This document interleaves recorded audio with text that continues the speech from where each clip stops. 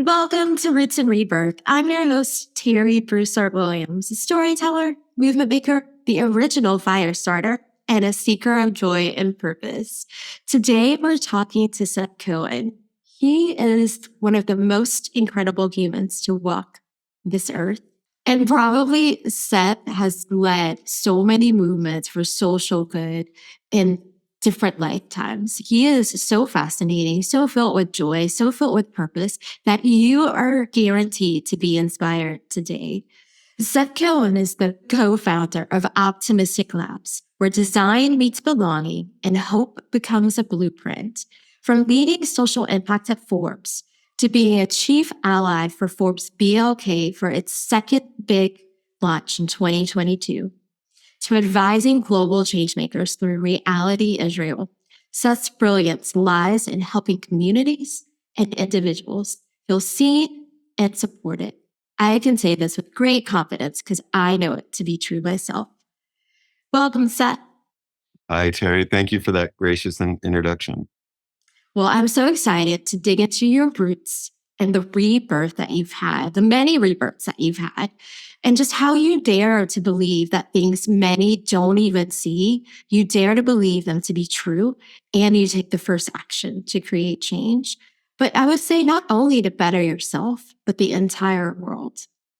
Thank you. Yeah, I often joke that the thing I want to do most in the world is make my parents proud.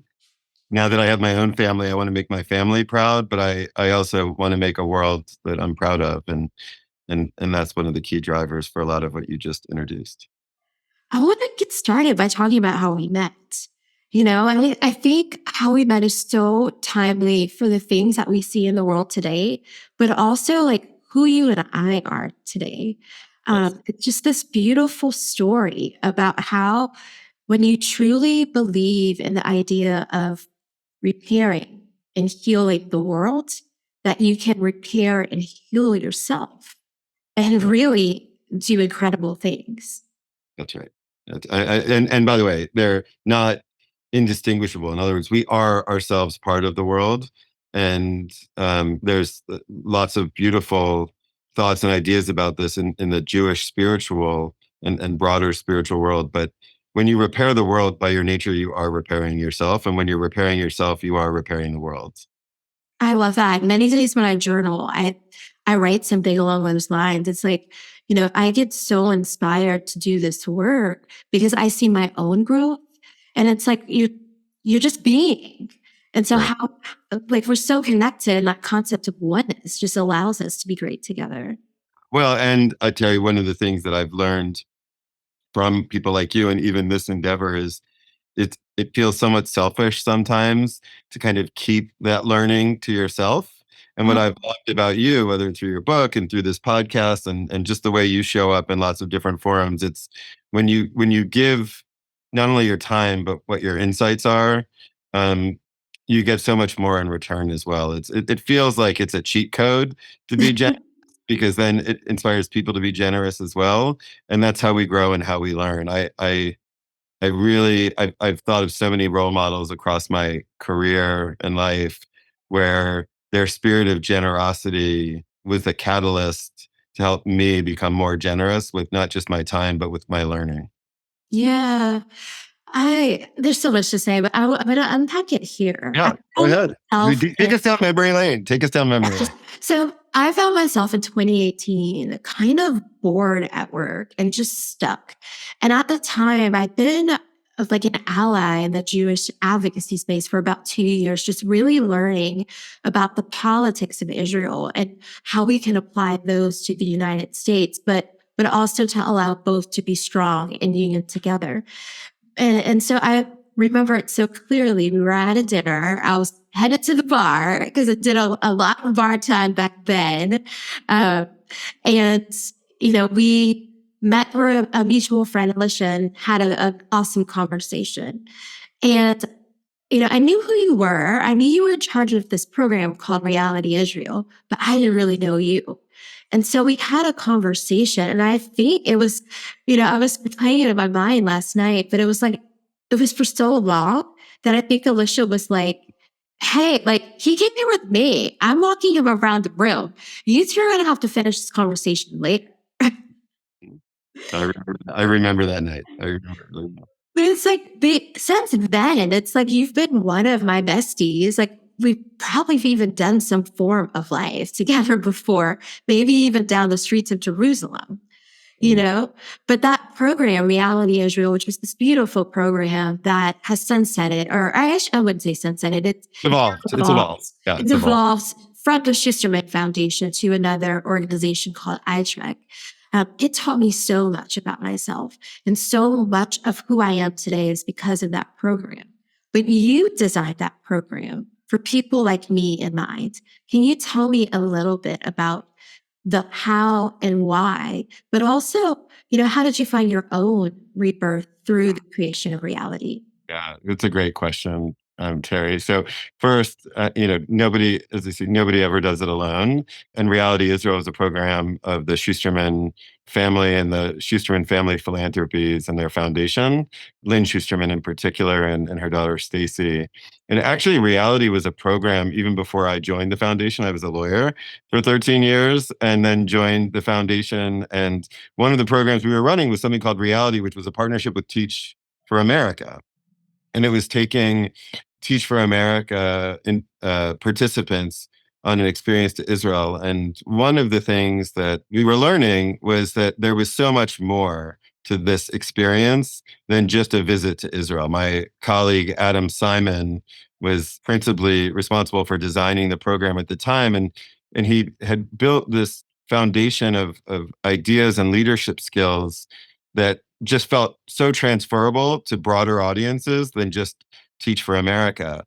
And so when I had the opportunity and privilege to kind of take that program and start to imagine it and reimagine it in different ways, I think what we understood was there were so many people like you that were searching for a sense of purpose, perhaps knowledge, understanding, not just of that region, but of what complexity can mean in terms of creating change. And Israel, to this day, is this prism of complexity in so many different ways. It's only gotten more complex since the days that we were building reality. Um, and I recall a conversation early on when we were developing it, because we were really trying to take mostly Jewish individuals.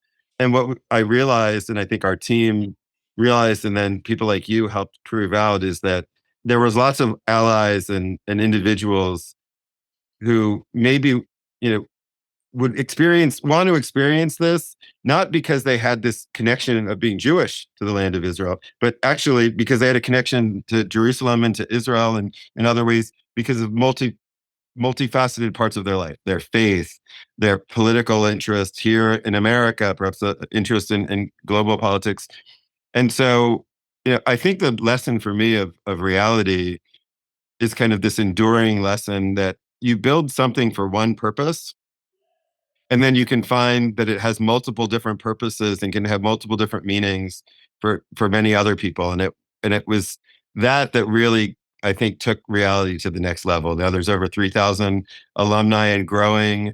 You mentioned Alicia. She took over after I left as the leader, and to have a very powerful, smart Black woman leading an organization and a program that was taking people on behalf of a Jewish foundation to Israel, I think to me is one of those things that most reflects the greatness of Lynn Schusterman's vision and what reality was, which is let's build something that's not just for us, but let's go build something that's for everybody.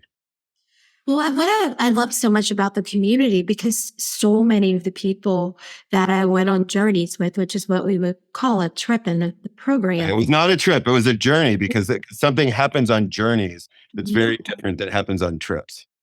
No, absolutely. When I think of the people who I talked to the most in a week, they were on a journey with me, either my original journey or a journey I did once I became a part of the advisory board. And they have helped me through some of my most tough times. Of recent memory, I can recall when we were actually on the advisory board trip, and I was just so unhappy with my body and my weight, and hormones were starting to do the perimenopausal crazy things. And someone was like, I know exactly what doctor you need to go to. And boom, once again, my life is transformed. Find the right doctor, friends to help me through that. And that same person, was actually one of the first three people that I told when I wanted to get divorced. Actually, the first three people that I told that I wanted to get divorced were all reality alums, even before my family. I get chills whenever I hear this, Terri, because the truth is that building that kind of community wasn't one of the initial organizing principles of reality. The idea was to build an experience that shared this kind of complex land and history with a group of people. But what we learned was when you curate the right community together or group of people together, they become a community. And Yeah. that oftentimes, and I think you and so many of the people that I know you were on your journey with experienced is the world kind of is filled with a little bit of abject loneliness, particularly for high achievers, particularly for people who are trying to excel in certain areas, and finding this moment to take, almost 10 days to really sit with themselves, sit with others that are sitting with themselves, and then feel open and vulnerable. I think reality helped crack things open in people that allowed them to connect with one another. And the stories like you shared just they give me chills because it reminds me that that moment in time can have so many ripple effects. And the fact that they did it in Israel, for me, is also really powerful because you'll always have some of those best moments and most honest moments in a place where kind of sometimes it doesn't always feel the best or that we hear the most amount of honesty about. Well, there's so much to unpack for me. What you said, a couple of things came to mind. It's absolutely, it's a community. There were people that met on those journeys and got married, people that started businesses. My best travel buddy now, was on a journey with me. And I think, in a second, I'd like to drill down to that a little bit because people might find that as a blueprint for how to build community right now at a time where they might feel a little lost or they might want to do just a little more to feel connected. But for me, what was so fascinating is, I'm Catholic, grew up Catholic. Now I'm both religious and spiritual. Just what I believe is evolving. But there was never a time where I did not feel lost in Israel, and I do attribute that a little bit to my Catholic roots, right? Went to Catholic school, did all the things. We got priests, nuns, all the things in my family, my parents and grandparents and built church. But I always felt grounded, Yeah. and when I left every single time, something really big in my life happened. Either I changed the job, got divorced, moved into a new place. Every single time I went, something changed, and so it's when we truly can get grounded and rooted, no matter where that place is. For someone, it might be Sedona, or it might be And by the way, there's similar, like there's places that hold, and I've learned to appreciate this over time, both from my daughter, who's very interested in some of these ideas. But there are places in the world um, that have hold a certain kind of energy. They hold a certain kind of mystery. They hold a certain kind of power. I personally think Jerusalem is one of those for so many traditions and for so many people. Um, but again, it's that idea of kind of opening yourself up and cracking yourself open to those places that does it as much as the place itself. And a place can't change you, but you can open yourself up to be changed by a place. And absolutely. and that remember, reality evolved, and we started visiting Ethiopia. We went to Puerto Rico. We went to India. Over time, we started to see this, and to this day, in the work I'm doing, I'm imagining where we can rebuild some of those experiences. Maybe now under the Optimistic Labs banner, but the idea is still that certain places open you up to seeing a new version of yourself with people who are similarly looking for new and stronger versions of themselves. Yeah. Well, I want to go there next because you have unlocked this blueprint of how to build community, how to take people on journeys, and how to allow them to transform their life. You've done that through reality. You did that as chief impact officer at Forbes. And now you're the co-founder of Optimistic Labs. How do you see this? Like how does it work? Yeah. Hi, it's me, Terri. You know, transformation doesn't happen by accident. It's a daily practice.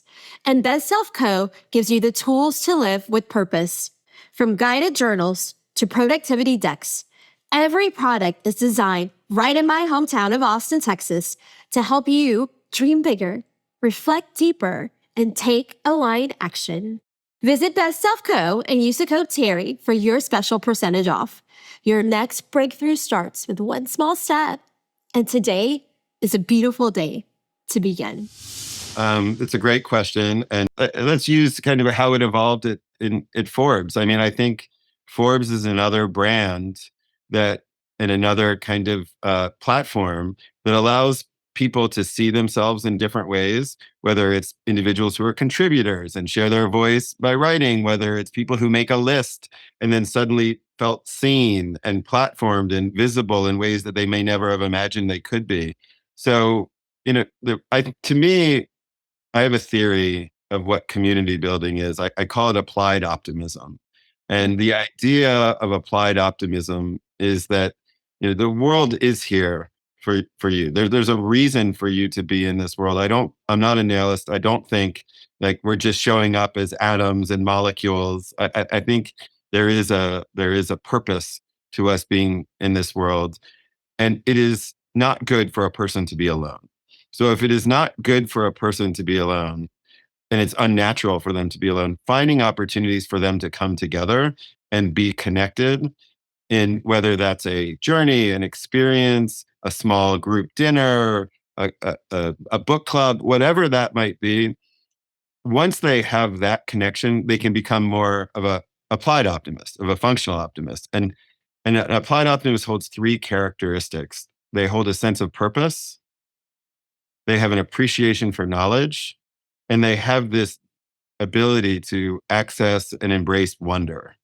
And so for me, the methodology to building community and solving for community is to find the right cohort of people that have that sense of purpose, knowledge, and wonder, create the kind of space that they're drawn to or open to, and then let them be them and not over architect it, not overly structure it, but allow the best of themselves start to nurture that community. And then, like any flame, sometimes you have to fan it a little bit more. Sometimes you have to make sure it stays slightly like in control so it doesn't become just a bonfire, quote unquote, of the vanities.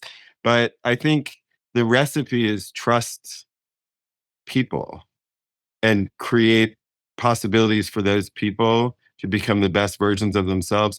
Then they will stick around that community and they will do unimaginable things together in the most amazing ways. Oh my gosh, I love what you said. I mean, that is like a formula for change. Like, find your purpose, then really like have the knowledge, like study up, or learn from those around you. Like, be a cultural ambassador of what you're striving to do and to be. But then you say, access wonder. Like, so you are still moving, you're still growing, you're still thinking, you're still on that journey. It never ends, it just continues. And wonder could be sitting on the beach with someone and looking out at a sunrise or a sunset. It could be being at a long dinner table and eating some delicious food that was made by someone with deep care. It could be watching a march or a social action activation really uplift and create visibility for people. Wonder can be any of those things, but if you leave out the wonder part, then you're probably missing the thing that will fuel you to keep doing it, because purpose is empowering, but it's exhausting. Knowledge is exciting, but can be overwhelming. You need wonder to make it all work. It's the glue that really creates community. I I want to take you down a little road. People are probably listening to this and thinking you are so cool, because you are, and they think you were like even cooler if they saw your sneaker collection. Um, but you found great success, at the Schusterman Foundation through reality. Like, you were the man. Like, 3,000 people know and love you. Then you go to Forbes, you have the incredible title of Chief Impact Officer at Forbes. You took this concept you have of purpose, knowledge, and wonder, and quite arguably to some, recreated what you did at reality at Forbes in a very similar manner, testing like, can this happen anywhere? Can this happen like, you know, on America's largest stage and beyond? Because you did some cool things outside of the country. But then you hit pause.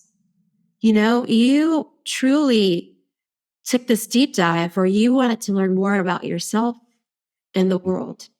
And I tell everyone, when I was thinking about this podcast, it took me about, a year and a half to get off my butt because I was really thinking about what is it that drives me? What is it that has really created just this life that I have? And it's the roots, like who you are, your origin story, what you've overcome, like really, dusting off those roots so people can actually see them. But, every time I do that, there's this moment of rebirth where this great transformation happens. And it allows me to be, a truer version of myself than I was the year before. And the goal is, with every experience, we become more and more or closer to the truest versions of ourselves. And so here you are, literally in the woods, on a beach, out of the country, because I remember texting you at all these different places. And you were just thinking about what is. Yeah. Take me through that moment in time. Like, who were you? What were you thinking? Like, what did you learn about yourself?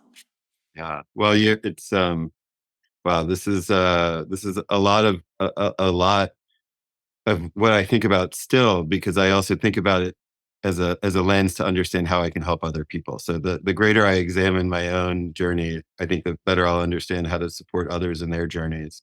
Um, but I just have to say, Terri, listening to you describe me is one of the most obviously flattering things, but it's not also the way I see myself. I feel many times, and my wife Marcy and people close to me hear me talk about how I oftentimes feel like I'm a failure, that I haven't achieved very much in my career yet, because I say yet with a big qualification, but because, what we built something powerful at reality, and then the time came for it to transition and move into a different direction.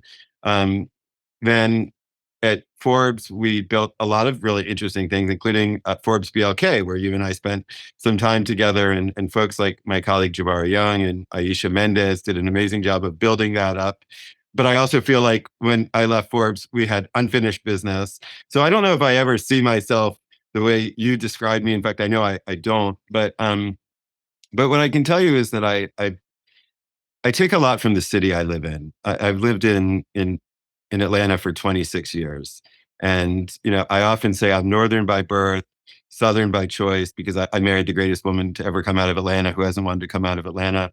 And I'm American by the grace of God. And I think Atlanta has shaped the way I think about the question you just asked, because Atlanta and the people who have lived in Atlanta and built this city, um, like Dr. King, like the late Congressman John Lewis, this idea that you can go reinvent yourself and you can be burnt to the ground like Atlanta literally was in the Civil War, and then rebuild yourself into a city that's too busy to hate, is the way I think about it. And so after every chapter of my career, I've kind of gone back to this wellspring, this place that I live in Atlanta, that brings me the inspiration of the civil rights movement, of the 96 Olympics, of what we're doing right now in terms of building a city that's going to be equitable. Like, I come home.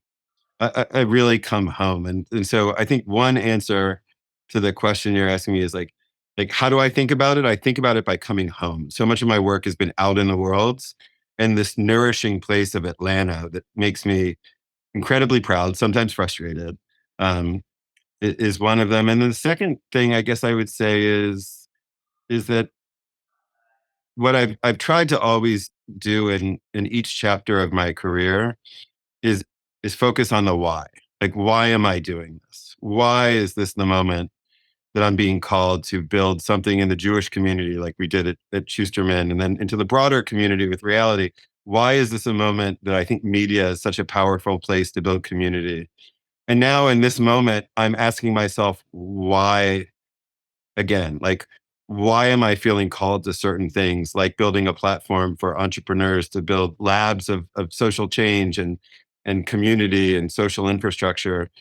And I think that question of why, spending 95% of my time on the problem and the why, then makes that 5% of building and solving so much more clear and clarifying. Does that make sense? Yes, yes. And I'm going to rewind something for you because, you know, we've, I've talked about how similar we are. And so I've started to unpack something for myself. And I think it's a good time for me to like even mirror your greatness to you. Because, as friends, one of the greatest gifts we can give each other is like be a mirror. When someone really doesn't see the reflection of themselves as they should, it's like, well, hold on a second, you know, this is, I'm looking for the right words, but for me, what I've learned, and I think it might be the same for you, is we've had these crazy, incredible titles, these crazy awards, these crazy experiences, and it feels like the work is never done. Yeah. And if you think about it, it's you crush reality. Like people would like probably have a plaque with your picture in their house. Like you were responsible for creating like unions and babies and besties and like all these, companies. But then you go to Forbes, you have the coolest title at Forbes. No one else to No, see. the one and so far only chief impact officer. I joke about it. I'm one of one in that title. Yeah, yeah, But it's like the work never feels finished. It never feels like it was enough. And my theory is, again, it's just to strip you so that you can once again do it again. And sometimes the title even evolves to where it's like not even as big as it was before.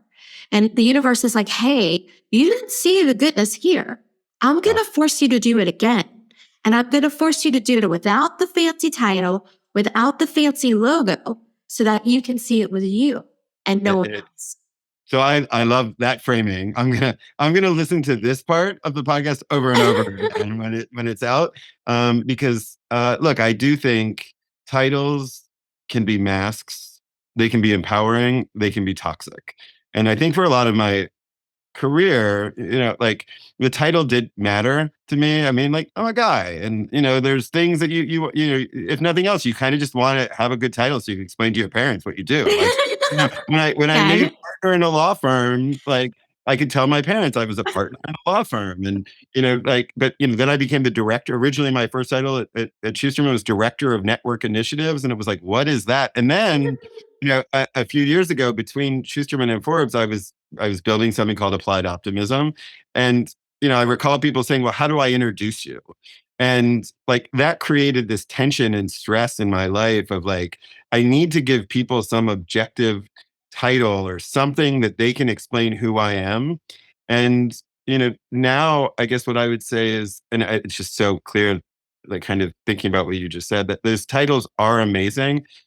But now, the most important titles that really matter the most to me have been being a parent, being a spouse, being a friend, being an ally, being an amplifier.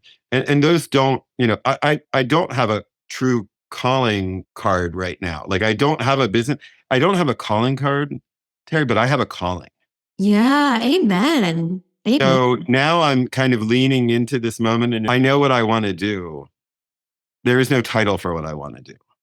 I just want to go build this right now. And Yeah. honestly, the title, that calling card is less important to me than being true to my calling. Yes.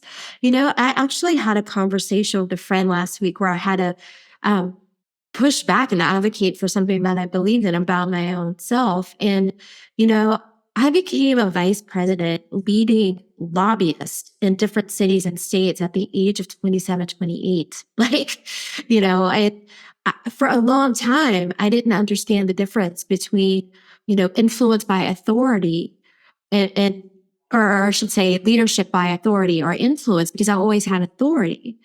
And I was always Terri from the Heart Association. I won my first award at the Heart Association 6 months into my job, and just award after award after award came. Then I was Terri from Amazon, and it's some point you just want to be known for being Terri, So about a year and a half ago, I changed my branding logo from, TBW, Terri Broussard Williams, to just Terri. And I was sharing with a friend last week, I just simply want to be known that way. And she worked for Oprah for more than a decade. So she immediately heard that and she's like, oh, you like the title, you want fame, you want people to know you. And it's like, no, no, no, no. That is your lens and your thinking. I've already had some of the greatest titles there ever have been in the lobbying space. I've won all the awards. I just want to be myself. It's such a look title. The other thing that a title can afford you is the ability to do something for others. So one of the things I learned, and it was really one of the best, I think, gifts of my time at Forbes. And Forbes was a complicated 3 years of my career. I'm not going to sugarcoat it. I think I learned a lot. I got bruised a lot, and we built a lot. But one of the most, I think, empowering things about that experience when I was named Chief Impact Officer was that when I shared somebody else's social media post, or when I liked something that they shared, or that they had the Chief Impact Officer of Forbes recognizing what they were doing. In other words, they felt seen. And if they just had Seth Cohen liking their post, or Seth Cohen making a comment, maybe it would have been something special to them. I'd like to think it would be. Yeah. But the fact that that person in that title was seeing them and making them visible and platforming them was, I think, the real benefit of that title. I don't know if in the end did as much as I would hope it would do, but I think that it was a thing that I could give others by virtue of holding it myself. Yeah, it's a tool in your toolbox, right? But you are the tool because it is your calling and you own that. Yeah, and by the way, it's hard after the fact, as I'm sure you can imagine. Like, when you have a big role and everybody calls you every day and they're interested in you speaking on a panel or doing this, and then the phone goes to crickets. About 45 minutes after you're no longer at a place where Is it that short? like that. Like, call me maybe. But I think also, you know, the mistake sometimes people make, Terri, and when they do have those roles, and I know you haven't made that mistake. I've tried really hard not to make it myself. Is not to become that title or that position or that power, and really do what you shared about yourself, which is stay true to yourself, because titles can come and go. Careers become parts of your careers, jobs become part of your CV or your resume. I don't really think of myself having a career anymore, as I think of myself having a body of work, and Mm. I'm just getting started. Yes. Okay. Speaking of just getting started, you are just getting started. Well, not really, because you've been talking about applied optimism and this concept for a very long time. It feels like no less than 5 years to me, maybe longer. But tell us about Optimistic Labs. What are you hoping and dreaming to do with it? Yeah, well, we're still in a very early stage of how we want to express this to the world. So you're getting an early taste of the discussion, but I think the idea of Optimistic Labs at its core is that there are a wide range of people who have the ability to connect and create, whether they're advisors, whether they're amplifiers, whether they're entrepreneurs, and they're lonely. They are passionate about something that they want to see change in the world, whether it's through the company they're building or whether it's the practice that they're building, and that they need to go and really express and experiment with it. But it's lonely and it's hard, and it can be really dejecting to do it in a way and in a world that demands what seems like perfection immediately, when actually so much of everything is a messy middle. So Optimistic Labs is really an experimentation platform built around a few key areas initially, although we're hoping it's going to grow, where advisors, fractional leaders, experts can come together and support organizations who have ideas that they're optimistically excited about, and go build them. And this platform, whether it's around faith, which is what our Optimistic Faith Lab is, sports, which is so much of how people, I know you included, feel energy and excitement about community, um, whether it's about impact or policy, these areas are social infrastructure. Terri, they build social infrastructure in a society where that social infrastructure seems either threatened or weakened or just sometimes hard to grasp. And Optimistic Labs is an idea that we can not only lean into what our most optimistic ideas are, but we can take this exciting moment of culture change, of change in the way people work, the way people build, and create a global platform to do it. I know it's going to be incredibly special. But you just did something that you do often. You are the chief hype officer for so many people. You are such a strong ally. I think of the doors you've opened for me through Reality Israel or Forbes VLK. Just yesterday, I saw that the Black Barbie documentary has been nominated for 2 Emmys.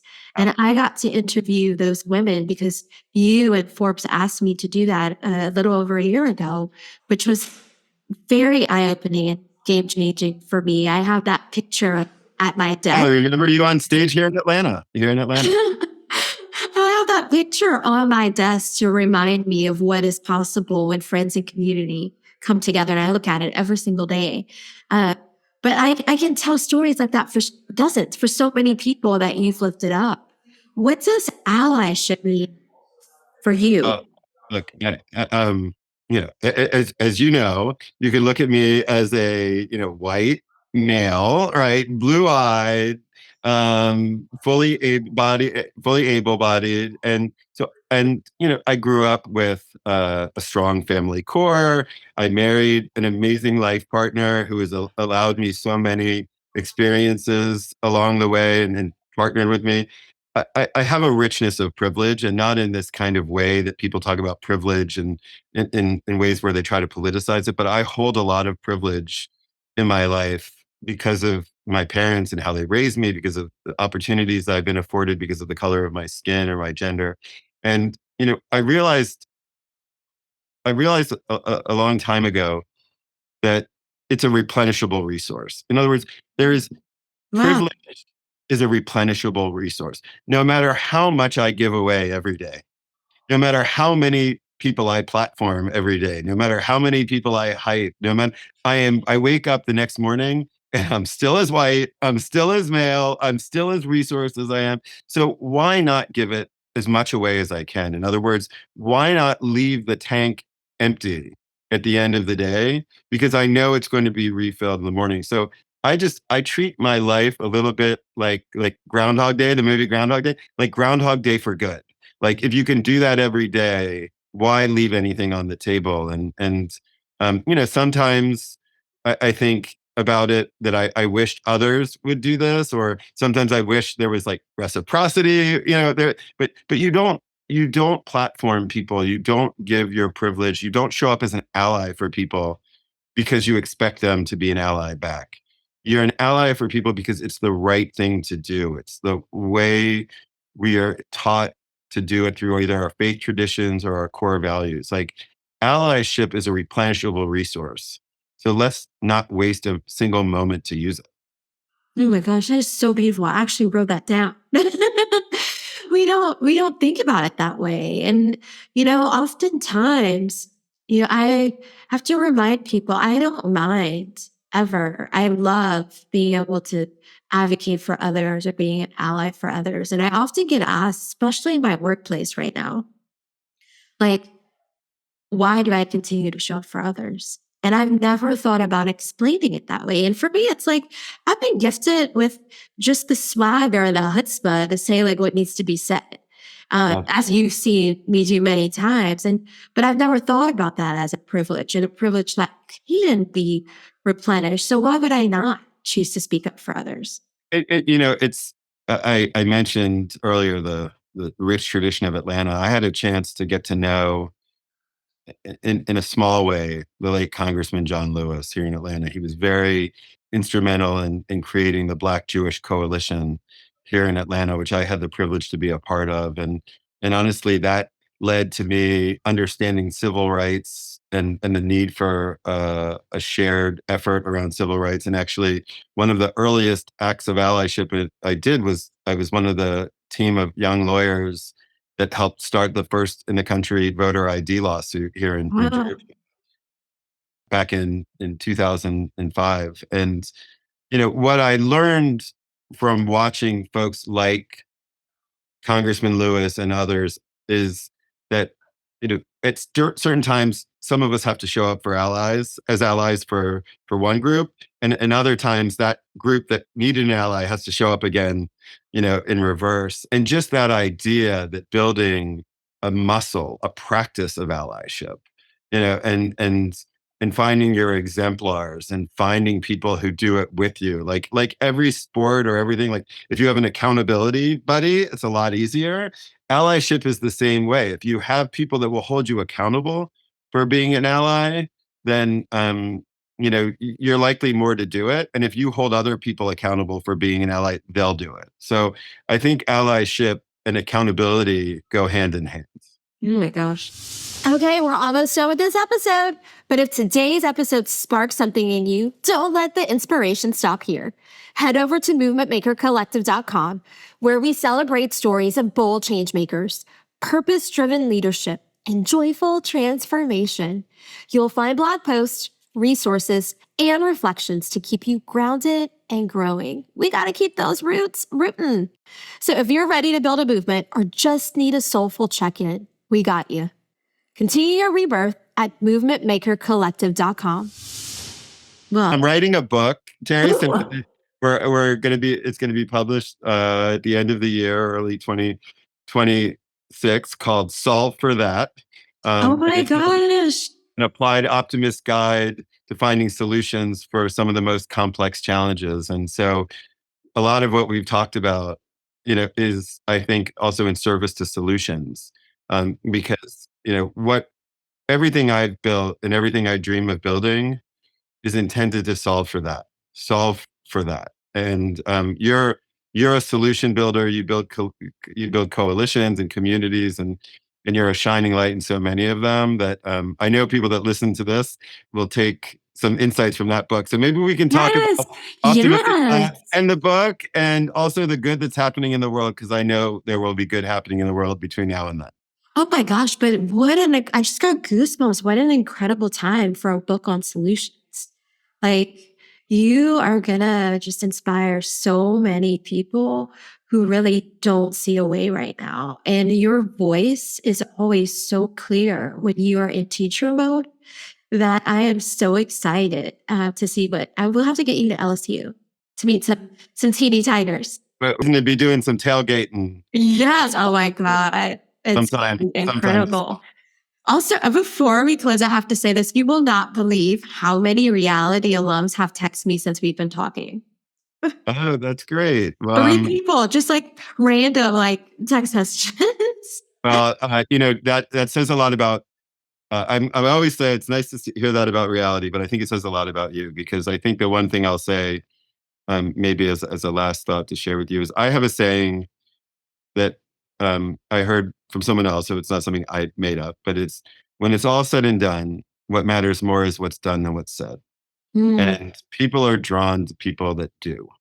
And I learned that early in my career. I talked a lot. I still talk a lot, but when you back it up by showing up, when you back it up by being there and being your authentic self like you are, then it's not surprising to me that people text you and engage with you. And it's not surprising that probably people who are listening to this will, even if they didn't enjoy hearing this perspective, they'll tune into the next one, because you're a magnet. And when it's all said and done, you get stuff done.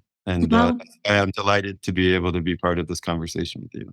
thank you. Thank you so much. And just thank you for continuing to be a light for all of us.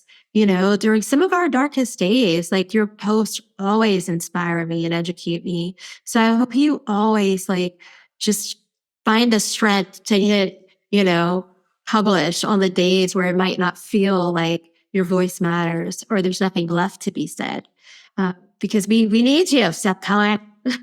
You're saying that true. And thank you for this. It's really been a pleasure. Well, thank you. And I want people to know how they can follow you so they can get your book. They can see your LinkedIn posts. Give us all your social media. Sure. So it's Optimistic Labs. If you want to find our simple page right now, it's just www.optimisticlabs.com, but you can sign up for our emails and you'll be the first people to know what we're launching. And I do most of my writing right now on LinkedIn. And I actually have a note on Substack called Notes from an Optimistic Tribe, and Nice. where I kind of share some of those views and voicing some of the thoughts I have about what's going on in that part of the world. But yeah, and you know where to find me personally, and they can just find you through me. Find me through you. Find me. I love it. Okay, you guys, we're wrapping it up. Till next time. Don't forget to subscribe and follow this podcast. You can find me at all things Terri Broussard Williams and movementmakercollective.com. Hey, y'all. Hey, now you know all this stuff. But before I go, a reminder, the content shared on this podcast is for informational and educational purposes only and should not be considered professional advice. Okay, that's right. I am no professional. If you need a medical, mental health, or other professional support, please consult a qualified expert. Till next time, I'm cheering you on.